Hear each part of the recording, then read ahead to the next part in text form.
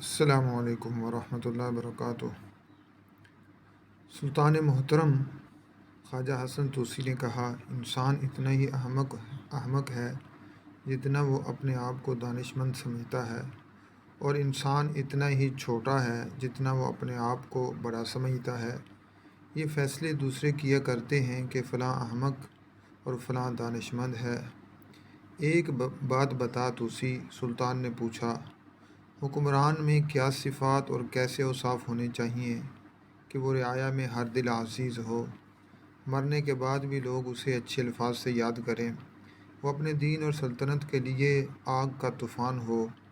خواجہ حسن توسی نے جواب دیا، رعایا کے لیے پانی ہو زمین کی طرح فیاض اور آسمان کی طرح مرئی ہو، عقاب کی مانند تیز نگاہ، کوے کی طرح محتاط اور کوئل کی طرح خوش گلو ہو، شیر کی طرح بے خوف اور چاند ستاروں کی مانند راست گو ہو، یوں نہیں کہ آج ادھر کل ادھر بھٹکتا پھرے۔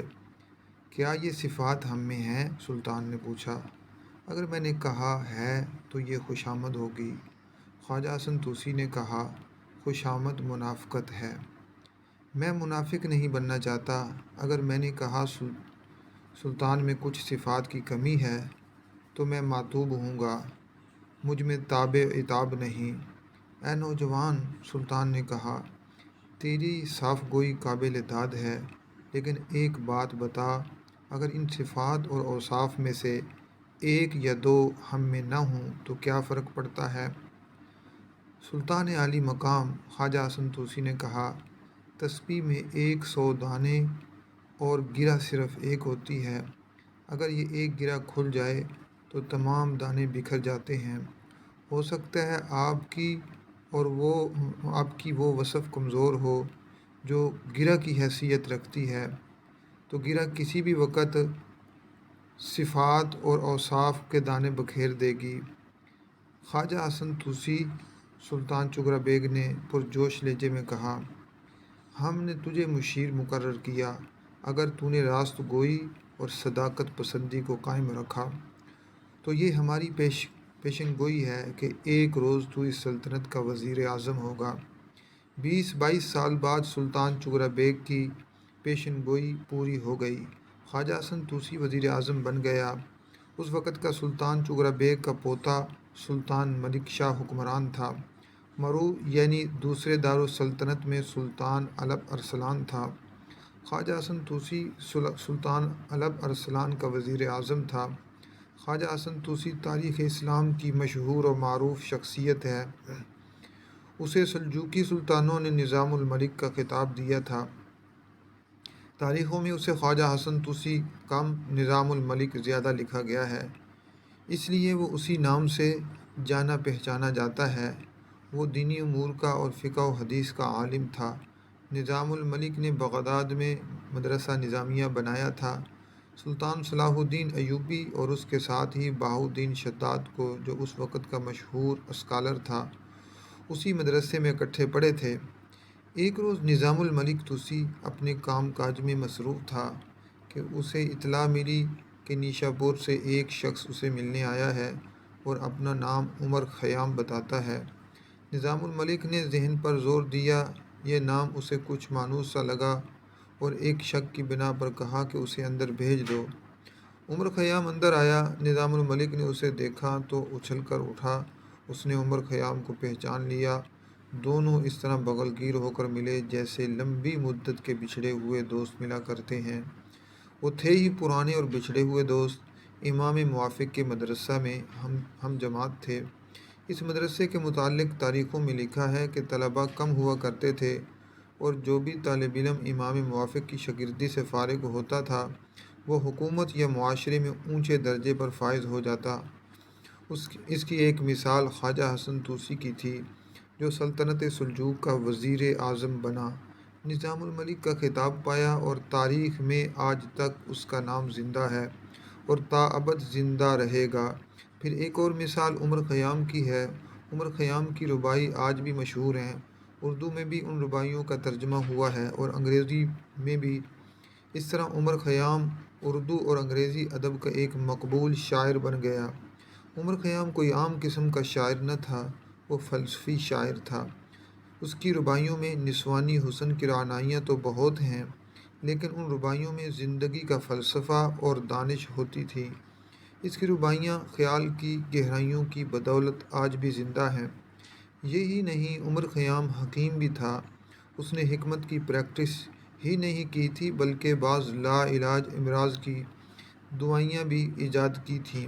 ایک روایت یہ بھی ہے کہ عمر خیام نے آب حیات بھی تیار کر لیا تھا، جو ہر مرض کی دوا اور لامحدود عمر کا ضامن تھا، لیکن یہ محض روایت ہے، کسی بھی مورخ نے آب حیات کا ذکر نہیں کیا۔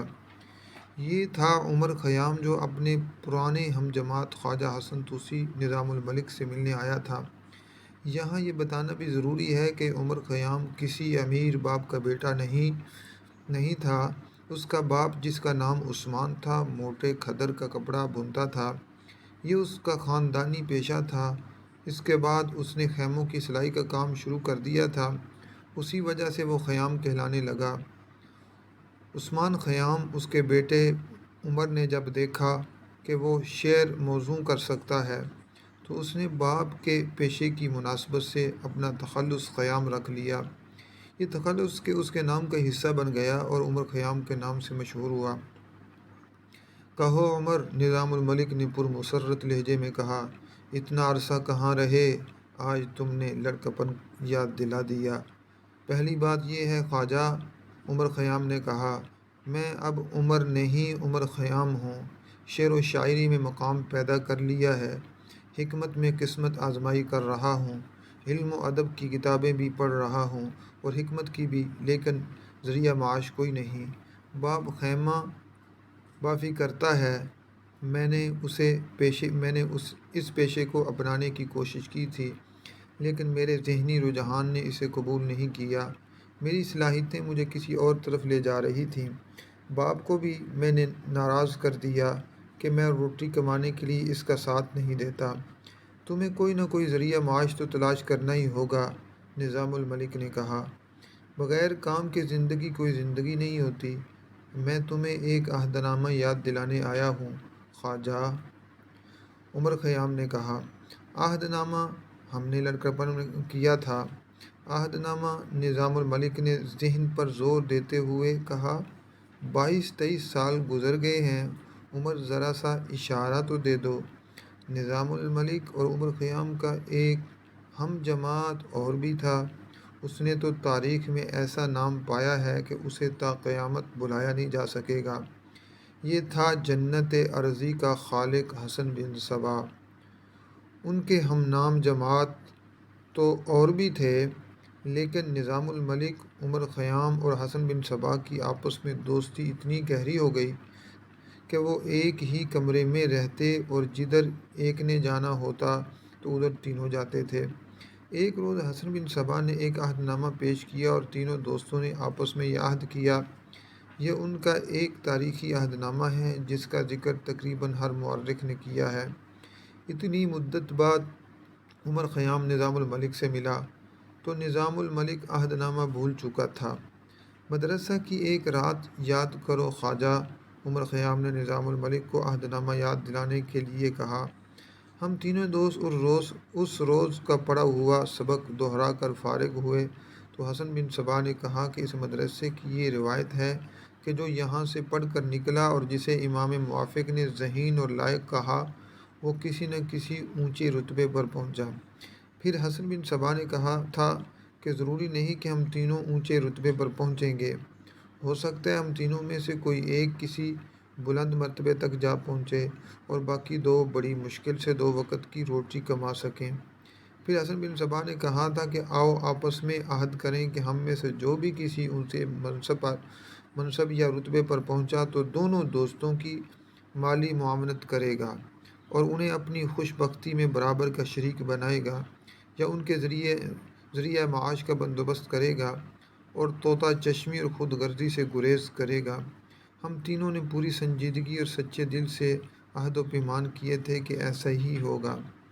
ہاں عمر، نظام الملک نے مسکراتے ہوئے کہا، مجھے یاد آ گیا ہے۔ جہاں تک مجھے یاد ہے میں نے سب سے زیادہ پرجوش طریقے سے عہد کیا تھا کہ مجھے اللہ نے کوئی بڑا رتبہ دے دیا اور میرے دونوں دوستوں کو میری ضرورت محسوس ہوئی تو میں ان کی مالی اور ہر طرح کی معاونت کروں گا۔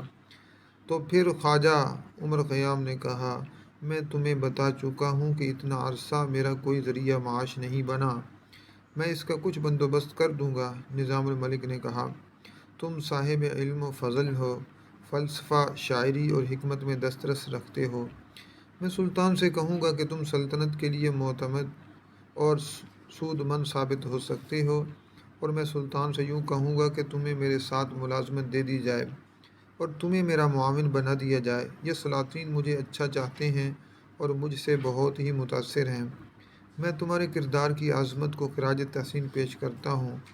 عمر خیام نے کہا، لیکن خواجہ، تم تو مجھے اعلیٰ منصب پر اپنے ساتھ بٹھانا چاہتے ہو، لیکن میں اس منصب کے قابل نہیں، میں ساری عمر تمہارا مشکور و ممنون رہوں گا۔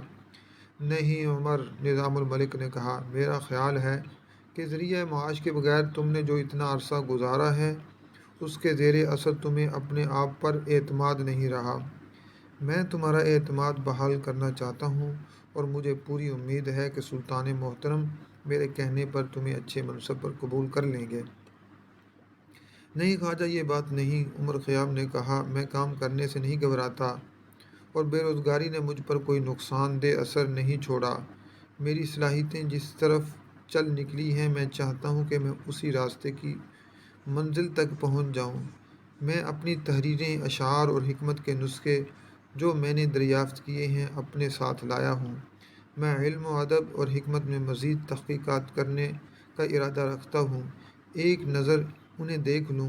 میرے پاس کوئی پیسہ نہیں جس سے میں اپنے اس تحقیقی مسلک کو آگے بڑھاؤں۔ اگر میں نے ملازمت قبول کر لی تو اس سے صرف یہ حاصل ہوگا کہ میں اور میرے اہل و عیال باعزت روٹی کھا لیں گے اور مجھے عزت حاصل ہو جائے گی۔ میری اس بات پر غور کرو خواجہ، میں صرف اپنے اور اپنے گھر والوں کے لیے روٹی نہیں چاہتا، میں بنی نوع انسان کے لیے کچھ کرنے کا ارادہ رکھتا ہوں۔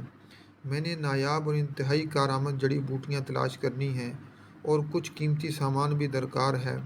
اس کے ساتھ ساتھ میرے پاس اتنی رقم ہونی چاہیے جس سے میں گھر والوں کو 2 وقت کی روٹی مہیا کر سکوں۔